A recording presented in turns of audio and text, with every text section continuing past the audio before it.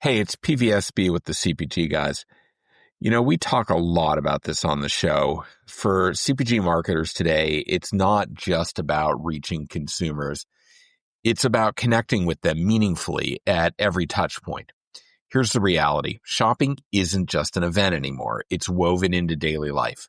And with consumers spending over 90 minutes streaming content daily, entertainment has become central to the shopping journey.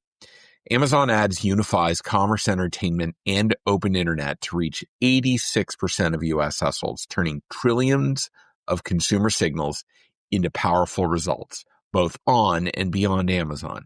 So visit advertising.amazon.com to learn more.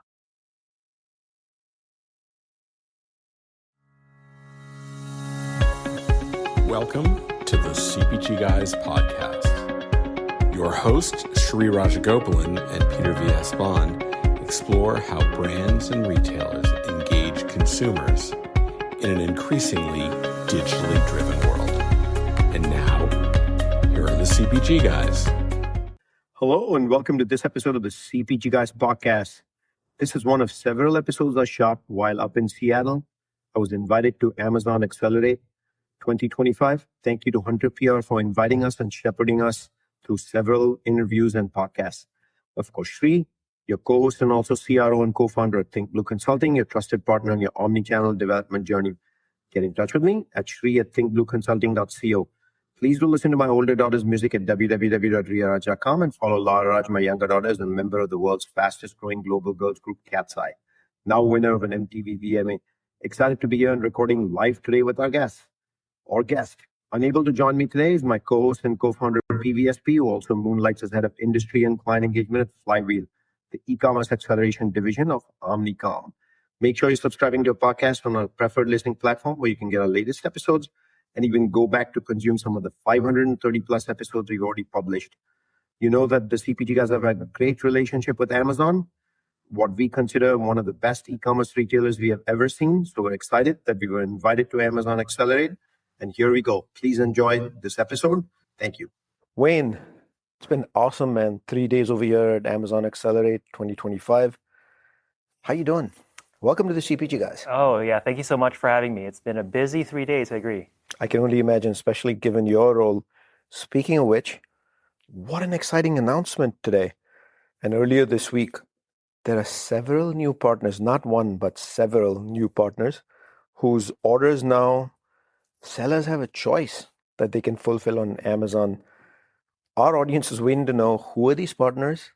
This is groundbreaking, man. So tell our audience why this is sensational and who are those partners. Absolutely. We are for sure all about giving sellers more choice, and we're always on the lookout to make multi-channel fulfillment more multi-channel. So indeed, multi-channel indeed, MCF. It's all in the name. So the three announcements we shared this morning, and I'll just go through them one by one. The first one is that Amazon MCF, multi-channel fulfillment, is now part of the Shopify Fulfillment Network. And Shopify Fulfillment Network. That's right. So it's a part of a curated list of third-party logistics providers that you can use and trust on the Shopify platform.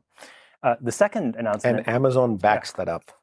Yeah, it was your trusted partners. Right. Yeah. We are a trusted partner of Shopify for sellers on Shopify. We also announced today that later this year, we will be introducing an Amazon MCF app for Shein. So I saw that. Congratulations. Yeah, thank you so much. Big deal. Yeah.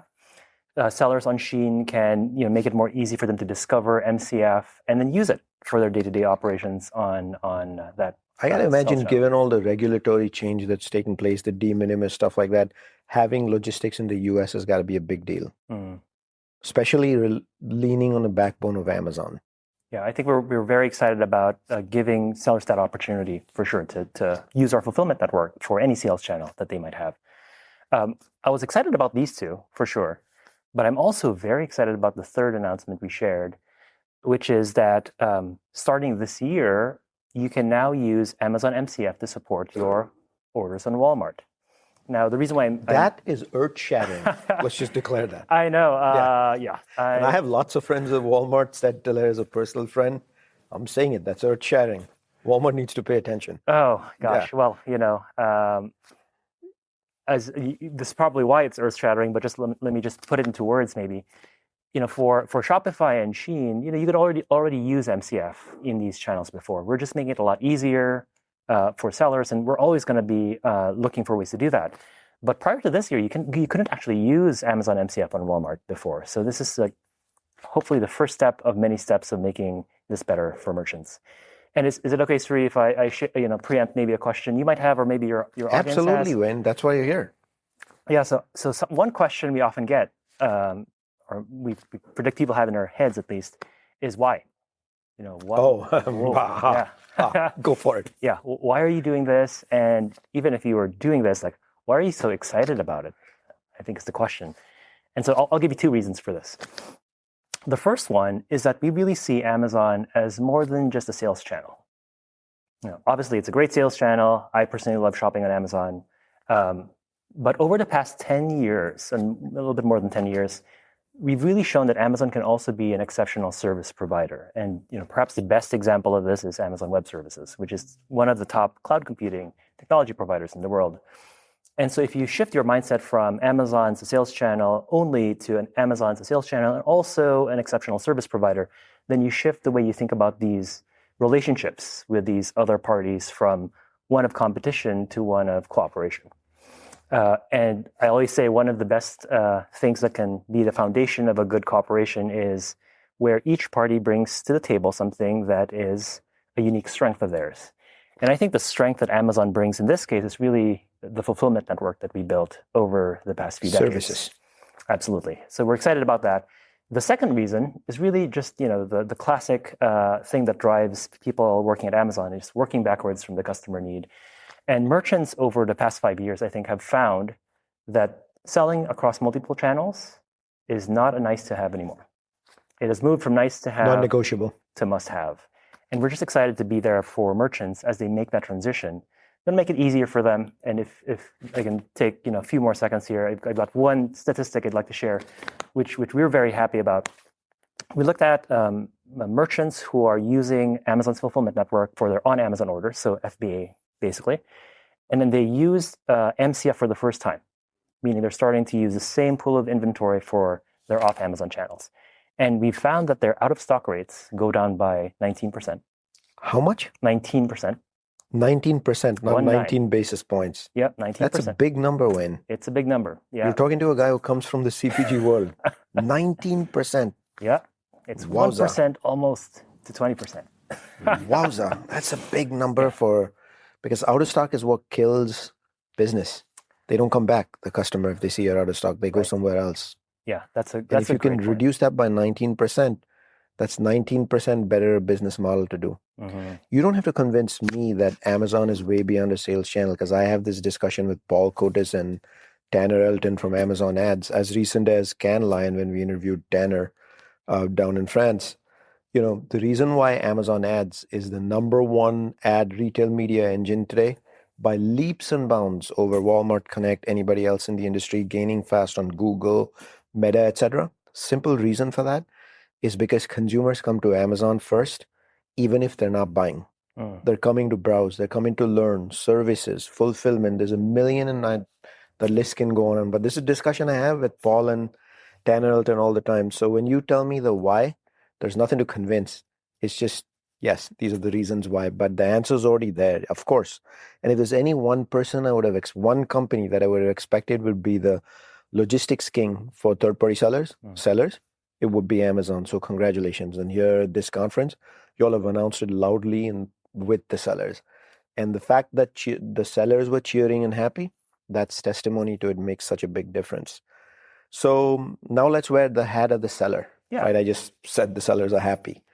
If you're a seller, how game-changing is this for your business?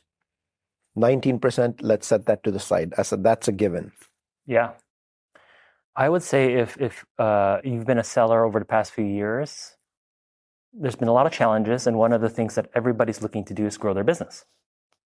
One of the ways that you can grow your business is to some folks are looking to expand to new channels, and it's really hard to tell sometimes which channel will be the one that's the top of your list next. And one of the ways Amazon MCF helps sellers is it makes it very easy for you to try it. Because if Sure, you know, and then you can see whether it moves the needle. My happy worry there is if you're going to try, you're going to love it so much that you're going to say, I'm signing up for MCF and running the play here. Good for you guys. That'll be great. Yeah. Well, the other thing that's been a challenge, I think, for sellers is something that's successful today may not necessarily be successful tomorrow, and then the next day changes again. And like the world is constantly changing. And so being able to predict which channel is going to be successful is also a really hard task. As we all know, one of the challenges with supply chain is it involves forecasting. And one of the challenges with forecasting is you're always wrong. The only thing that changes is how wrong you are. And so MCF allows you to forecast less because you're putting, your inventory into a single pool. You're just forecasting for that one pool. That's where out of stock reductions, convenient, come in and so forth. So as the quarters go on, as peaks and holiday seasons come and go, sometimes you don't really know which channel will be the big one for you now. And so we make that a lot easier as well. I take it as two things, therefore. Improving business via the reduced out of stock, making it easy to do business. So it's like Amazon, MCF, improving business, making it easy. There's your tagline. Yeah. Like it? Yeah. Oh, well, yeah. Love it. Just kidding, man. We haven't talked about the shopper so far. I'd love to know about it. Let's go straight there. Yeah, Wain, if you're the shopper and you're 19% better out of stock, you're already happier. End of story. Well, just because you can buy the thing you wanted to buy, right? Yeah. Without disappointment. But what else would you add? I would add that similarly over the past 5 years, the other thing that's changed is that shopper expectations on speed have changed. People are expecting things to be faster now than what they used to expect. I'd say it was maybe at 5 days, 5-6 years ago. It's definitely faster than 3 days now. And not only that, I think when we've worked with sellers, we found that sellers can sometimes actually have the capability to deliver faster with our current solution, but they can't do so predictably. And so what happens then is the delivery date they put on their site, they make it slower because they're not exactly sure they can deliver it on that date. They can probably do it, but they're not sure.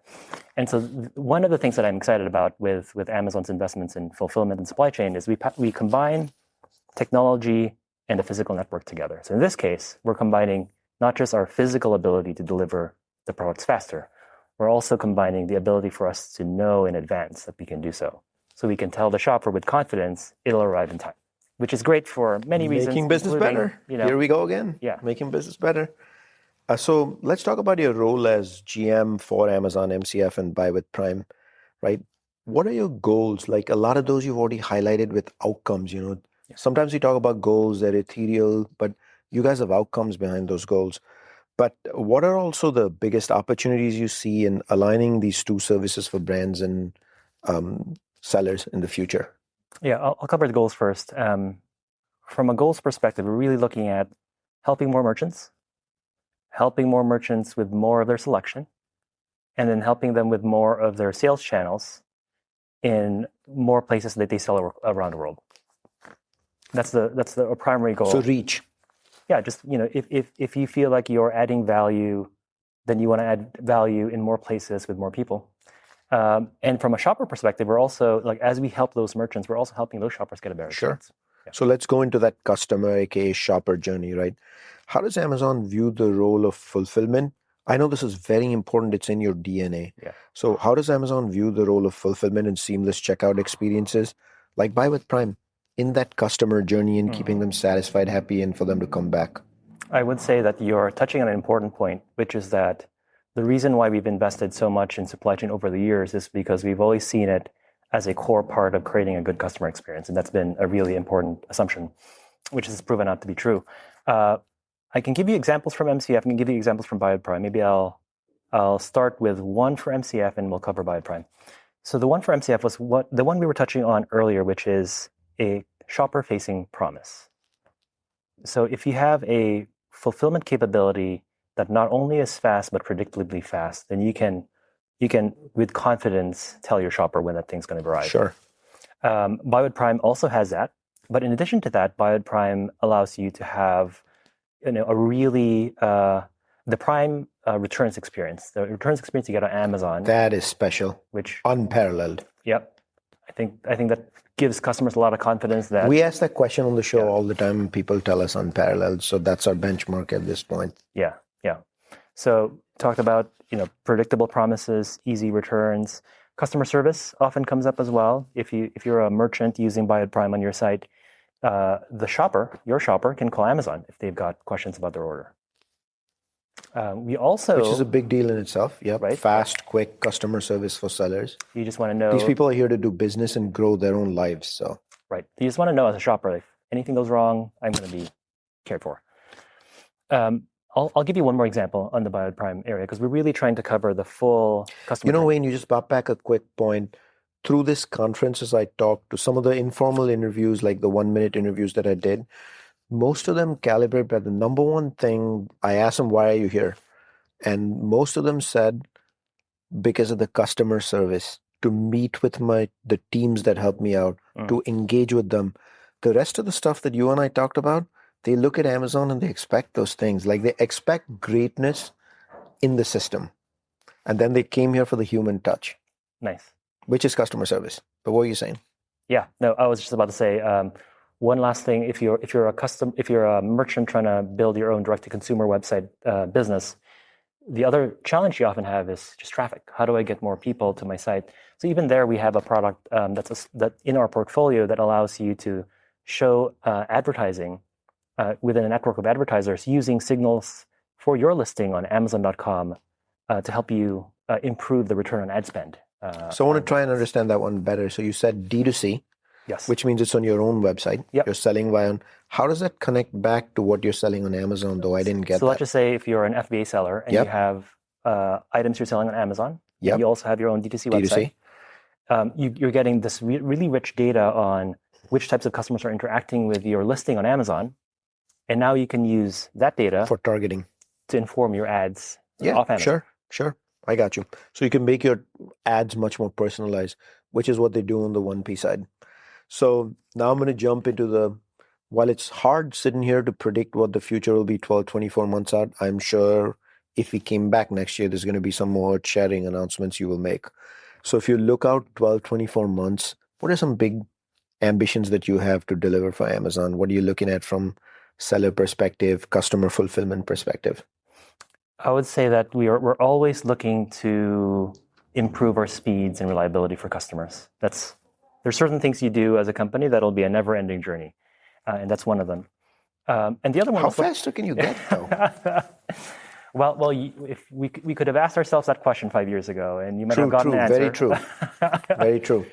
You never know how high is high until you get there. Agreed. I think the average customer now, I won't say everybody, most people are rational about this, but click and collect is causing this urge and desire in the customer to want things within 2 hours or same day as fast as possible. Yeah, absolutely. Especially non-perishable. Mm-hmm. And the other thing is what we talked about earlier. We just want to be where customers are. And I think that itself is also an ever-ending. What does that mean? So more deeper integrations with more sales channels, working with brands across multiple categories and industries, and understanding their needs for their specific category and just serving that better, working across geographies and marketplaces. So there's various vectors in which we can expand the value that we're bringing. One thing we know from the flywheel, the customer is at the center of that flywheel. So if we sit here and we forecast a year out, of course, you're always going to put the customer at the center of it and try to get them what they want. So for a CPG brand, considering multi-channel and Buy with Prime, remember a lot of them are 1P already. They test the third-party marketplace out. What's your advice to them? What's the compelling benefits? Is it conversion, retention, logistics, savings? And what are the trade-offs they should be thinking of? Let's start with MCF. I think and there's many benefits depending on the lens you come in as a seller or as a brand, because your specific category brings with it unique challenges and opportunities. So, it differs by customer. But the three overarching things we hear about are as following. One is the agility, that I can test out new channels easily, that I can, if I see my campaigns on a certain channel, go viral. I don't have to worry about having enough Moving it stock over. Yep. for that channel. So that's a big deal, like being nimble and agile. The second one is scalability. And we really actually hear a lot about this, both on the small seller end as well as at the large brand end, where at some point, for example, on the large size side, you might start to think about if you have your own buildings or running your own fulfillment operations, should I invest the capital to expand that network, or should I look at other options? And often they think about, should I just use Amazon? That was a no-brainer to me. Even if you're large scale, it would never make sense to invest your own capital when you guys are doing MCF now in such a scaled way. Yeah. So that's the second reason we often hear. And the third reason is a lot of the stuff we talked about with the shopper experience. I think many brands are finding that they want to create that premium shopper experience for customers on their sites as well. And then when should a CPG brand opt out to use Buy with Prime versus lean on typical D2C channels or even traditional wholesale retail? We don't really see this as an either or choice. Okay. I think the way we see it is we want to serve brands. We think brands should actually maximize the number of sales channels that they're selling, and in fact, that's exactly the value proposition. That's of MCF. today's customer. Absolutely, and we also are willing to work with. We are working with sellers who use us for maybe a small part of their business, and we're also working with sellers who give us 100% of their business. So talk to us about. We've talked about MCF. Now let's talk about services. How you support sellers outside of all the gifts you're giving them in terms of actual tools and capabilities. MCF is one such capability, but talk to us about the human element, the customer service element, engaging with people. How do you back up all these ecosystems you're bringing, which are legendary themselves, with the human capital to help sellers understand how to leverage this? Yeah, it's not that dissimilar from the type of support you might see in fulfillment by Amazon or FBA, where, depending on the size of your business, with Amazon, you might have a tier of support where you have a specific human who supports you as a seller.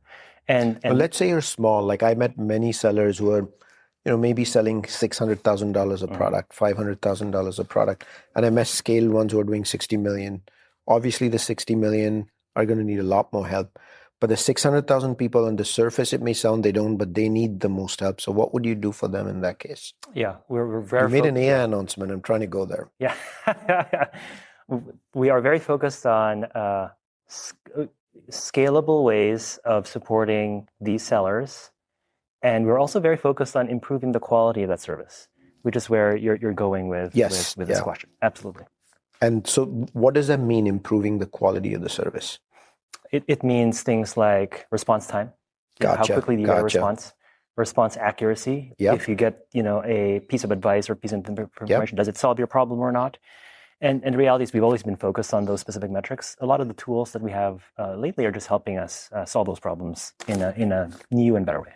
Gotcha. And how does it feel for you as GM of the space when you come to a conference like this? Do you personally engage with sellers? What do they tell you? Absolutely. Other than the fact that they're thankful, what do they tell you? We get a whole range of feedback, and it's not uncommon to come to a conference where some sellers don't even know this exists yet. Like, sure. Great! I'm happy to introduce you to this today. And some sellers we've been working with for a long time, and they might have specific requests or specific ideas for things we could do with them in the future.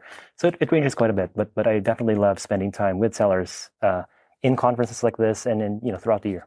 So you get to do it at other forums and venues. Is it like an established forum you have, or how does that naturally happen? It happens through a number of ways. In some cases, we have regular meetings with sellers on a regular cadence throughout the year. In some cases, we might have products we're developing and we want to go secure feedback from sellers. Oh, so not only are you developing these products through the knowledge you have, but you're also getting sellers to voice their opinions. Absolutely. That's a critical part of product development for sure. That's awesome, man. So I want to go back to brands for a second. What criteria or operational readiness should brands evaluate to ensure they get the most out of MCF and Buy with Prime? Is it, I have to have a certain level and threshold of inventory, a certain amount of customers, my forecast has to be at X% with errors, my returns has to be a certain amount, and below that threshold, my customer service is 96%. What are those benchmarks? Yeah, I would say the way I would answer this question is to think about what are the boundaries of what the MCF and Buy with Prime service does for you, And then what are the things that we don't do for you that you would have to do for yourself as a seller? Of course, as you know from the many announcements that have happened at Accelerate this week, we're trying to provide more and more services that take even more of those things off your shoulders. But just assume for now we're looking at the boundaries of MCF and Buy with Prime. So things, for example, like how much total inventory you want to put into the network. That is still something that sellers need to decide. Amazon does decide, though, how to spread that inventory within the network. Across the network. Which itself is a hard problem. Yep. But the initial sort of inbound quantity is up to the seller. We do support... But do you advise, for example, knowing the category they do business in, as they list the SKUs, etc., and bring it onto the system, do you advise and tell them, hey, our history would tell us 1,000 units is what you go with, 1,000 cases, whatever the case might be? We do not do that currently, but we have heard that as a feature request by many sellers. 12, 24 months, we know what's coming. Yeah. I'll give you another example. So with Buy with Prime, you can use Amazon's returns experience to support those orders. Got it. But on MCF, that is currently not available, and so you would need to handle the returns. The returns process. Separately. Gotcha. Understood. Fast free delivery promises often increase consumer expectation. Surprise. You and I as consumer have those expectations as well. How does Amazon ensure reliability and consistency for brands using Buy with Prime across, your network is so vast, so many fulfillment centers, so across different geographies and so many fulfillment networks, especially MCF? Here's the thing I would say, first of all, the MCF or Buy with Prime order is handled in our network, just like any other Amazon order is. And one of the things that's been amazing to see as Amazon has grown, as we've taken customers through our network, as we do fulfillment center tours and we've taken customers through, they've given us, one of the common reactions is just the level of scale, not just in terms of total numbers, but the number of listings, the different sizes, the different weights. That is truly one of the places where Amazon's been able to innovate over the years. And so the complexity that MCF brings isn't that different from the complexity Amazon has been able to handle with its current Amazon store. And so it's just been really great to be able to leverage the capabilities built over the many years for sellers' business off Amazon as well. The wickedest challenge I had to figure out with Amazon, I worked for Frito-Lay back. This is a 12-year-old story. Because of nitrogen flushing in the bags to keep product fresh, chips fresh for 28 days, you can't fly product over the Rocky Mountains because they burst. So we had to figure out how to get in a truck, which means you're adding 5-6 days and yet be timely. And Amazon helped us do that back in the days using the network as opposed to even our own. So if you're a budding seller, and we've got lots of listeners here, and our audience just exists of a lot of people who are budding sellers, they've just started their business. These are like industry veterans, usually with 30 years in the business, who have decided, hey, I want to start my own brand. So their marketing experience is extraordinary, but their fulfillment experience doesn't exist. What would you tell them 2 or 3 things compelling why don't waste time, just get on the Amazon fulfillment experience? I think you might have just said it, Sri, which is focus on the unique strength that you as an entrepreneur bring to the table, which is building great products for your end innovation consumers. And marketing. Absolutely. And leverage other providers like Amazon MCF and Buy with Prime and Amazon Fulfillment Network to do the parts that might be less differentiated for you as a business. Let's flip the switch. Let's talk about big companies, big brands. These are the multi-billion-dollar market cap brands: Pepsi, Coca-Cola, Nabisco, Mondelez. Would you ever tell them to get on Amazon's fulfillment network? Because they run hundreds and thousands of trucks every day for a living to fulfill product into retail warehouses. Is that in the future? We've talked a little bit about this earlier when we talked about the scale, and even the largest brands do hit a point where scaling becomes a challenge. We do actually already have large brands using Amazon MCF and Buy with Prime today. So these are some of the big market cap brands. Yeah. CPG. Here's an example. Adidas.com launched Buy with Prime and MCF earlier this year, and we're collectively both very happy about that relationship. So the outcomes so far are keeping you both pleased. Absolutely. Yeah, we've got other brands like Laura Mercier as well on the network. So yeah, we didn't know that one. Yep, that's huge. We work together with brands large and small. Awesome. So when my younger daughter and older daughter both are musicians, they launch their own brands eventually, and the Raj family gets into we should rely on Amazon's fulfillment network. Is that a done deal? Would love to be able to help. Awesome. So I'll make sure that we tell Republic Records and we tell Universal Music. So what date? So this is a very important one now, because what sellers are looking for is to constantly improve their business, grow their business. And just like fulfillment, customer service matters, returns matter, so does data and analytics. That is like the backbone of growth. Earlier, you talked about the ads part, Yep. being able to put the right ads in front of the right customers. Talk to us about what data and analytics they can access while using Buy with Prime and MCF. How can they leverage that data to optimize product mix, marketing, customer experience? Are there features or tools in the pipeline which will help brands better integrate with their external D2C sites? You kind of hinted at it. Yeah. First of all, we hear a lot that one of the motivating factors why sellers want to have a D2C website is to really own that direct relationship with the customer. And so by selling on a D2C website, you get all this information. You know who the customer is. You can email them and cultivate that relationship over time. I mean, the number one reason they do that is for A/B testing. Mm-hmm. Yeah. So MCF and Buy with Prime do not get in the way of that. So we provide a fulfillment service or certain commerce capabilities for the seller on that site, but you still own the brand relationship And the data. Absolutely. All right. I got room for one more question. Yeah. So it'll be very unfair to have a conversation unless we talk about this most important word of the year. Do you know what that is? Artificial intelligence. Oh. So tell us about how technology, AI is in your life right now. How are you looking at it? How are you leaning on AI as you build this out, as you build Amazon's fulfillment network, Buy with Prime in the future? So I'll keep my answer on this one brief and give you a few examples. So the one thing we should think about is that Amazon MCF and Buy with Prime and FBA are all built on top of Amazon's fulfillment network. So all of the investments, both in technology as well as in physical capacity and capabilities, apply to these services as well. So I'll give you a few examples.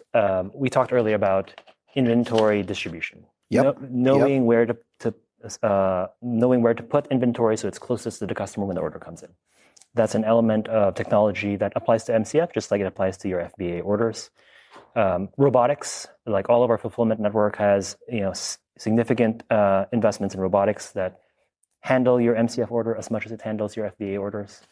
And then from a last mile capability perspective, we're always trying to improve the way we drive the routing algorithms to tell our drivers in what sequence they can go drop off the packages that they're trying to drop off to the customer's doorstep. And all those technologies also apply to MCF and Buy Prime. Well, first of all, Wain, I want to thank you. This is a busy week for you.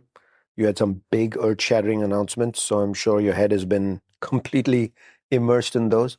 Yet you made time to be on the CPG Guys. I'm thankful that you gave us time today. Thank you for joining us on the CPG Guys. Thank you, Sri. Thanks for having me. As I wrap up this episode, I also want to give a shout out to Hunter PR, awesome host, and also for thinking of the CPG Guys and having us do multiple interviews out here, allowing us to cover Amazon Accelerate 2025. What a great conference has been.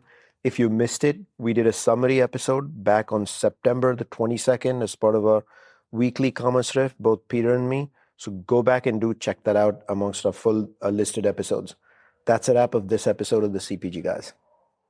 Wow, what a terrific conversation here at Amazon Accelerate 2025. Let me thank our audience for listening to this wonderful episode. Do leave us a rating and review on Apple Podcasts, Spotify, or your favorite listening platform. It informs us how we're doing as well as if we're having the right conversations. To all of you, thank you from Peter and me. You make this show happen. To all our sponsors, whether this podcast or parties at events, hosted dinners, having us speak at panels, thank you, thank you, thank you. The show doesn't exist without you. That's a wrap. We look forward to speaking with you on the next episode of the CPG Guys.